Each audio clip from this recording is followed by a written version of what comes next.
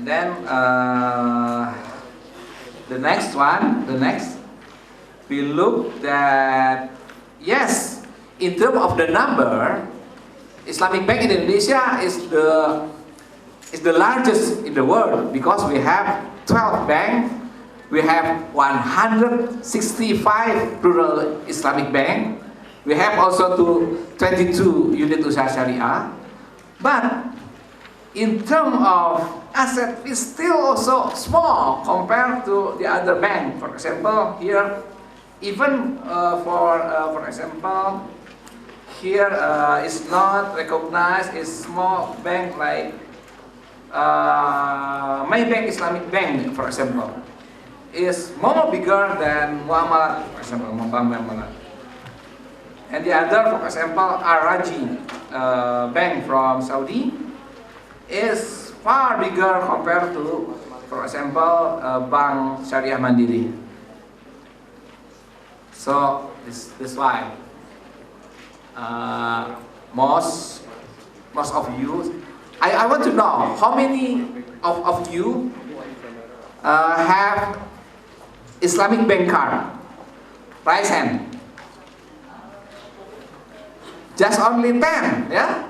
10, 11, 12, 6, 13, 14. I think just only one-fifth from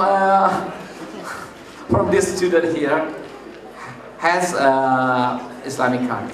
So after this seminar, back to your home, and then you go to Islamic Bank, open your account, and you have a book of Islamic Bank.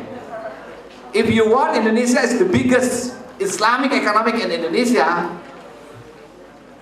Tomorrow, not wait for a week. Tomorrow morning, you go to this one of Islamic Bank in Malang, open your account, and you are Islamic student, Islamic Indonesian student.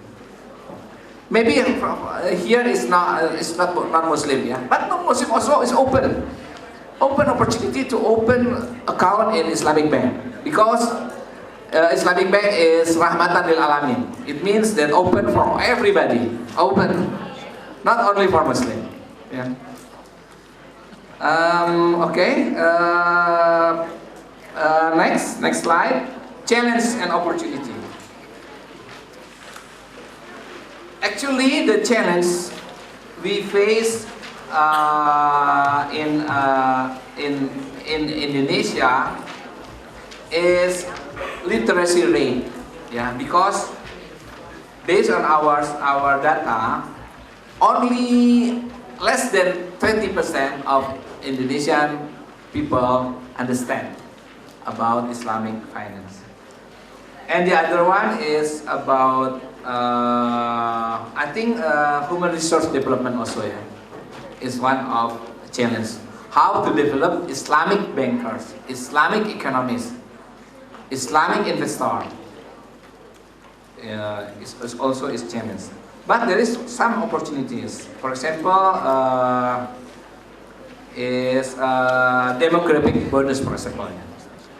As the first session explaining to us, that the mid class become growing. More than 130 million, I think, is mid class in Indonesia. I think this is an opportunity to for Islamic finance, Islamic bank, to get the customer, because mid class, the growing of mid class. Okay, the next. We have about policy directions. Yeah. This is, I think, the important part of our my explanation. We look for the Islamic financial service industry should be able about the financial inclusion. How Islamic bank and Islamic finance become more accessible for all of us. This is policy direction. So we open policy and regulation to become lenient, to open account, to know about product and services, and also about the product. There is more than 20 events in OJK every year. Is about socialization and education, about to introduce about what is Islamic Bank and what are the products and services. And the second is how to meet the mid-class growing. Islamic Bank in Indonesia should meet with the demand of mid-class growing and of course upper class of Indonesian people, including of lower class. But due to half of Indonesia now become a middle class segment, I think it's very important to develop Islamic Bank in Indonesia. And also infrastructures. We know that compared to many million people in Indonesia, it's very difficult. It's only 12 banks. It's only 165 Islamic rural bank compared to 120 conventional bank, compared to more than 7,000 rural bank, conventional rural bank. So that's why network and also a product is very limited. So we want to increase this, the number of Islamic bank in Indonesia, and also the number of product and services of Islamic bank in Indonesia. We want to at least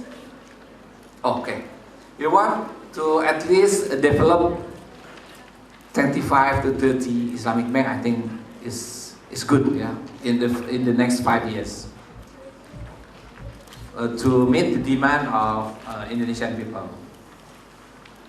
And next,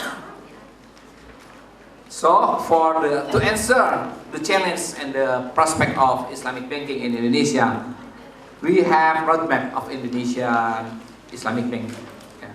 The roadmap is to achieve of Indonesian Islamic bank more competitive and more and to meet the demand of economy. Next, we have 7 strategic issues and 7 policy directions to answer the issues and also the programs. So the first policy direction is strengthen policy of synergy. So the first of strategy is synergy between the bank itself and also from the government, the authority, and the player. Synergy. So the last 5 years, Islamic bank is like island, and the other bank is like the other island. There is no link between government. There is no strong link between government, between authority, between player, between association. Now we are developing a synergy between them to get competitive advantage. And the second, the number 2 strategy is strengthen capital and business scale. 12 Islamic bank is very low capital, so that's why they cannot open the branch much more than compared to conventional bank. So we want to strengthen capital, so the capacity is also increased to open the network to provide the services, better product, yeah, better human resource. And the third is to improve funding structure. In Islamic bank now, domination by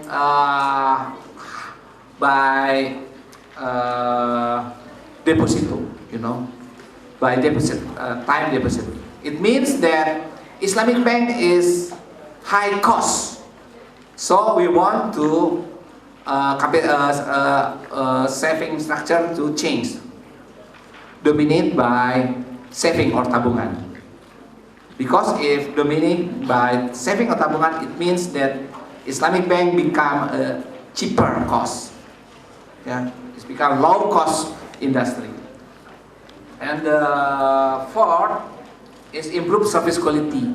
Islamic bank, there is some argument that Islamic bank is slow, the technology is slower, the people is not so proactive, something that. So we want in the next 5 years, the human capital is changed, become you now. If you are finished from bachelor degree, you join in Islamic bank. I hope Islamic bank is better, change from capital, human capital,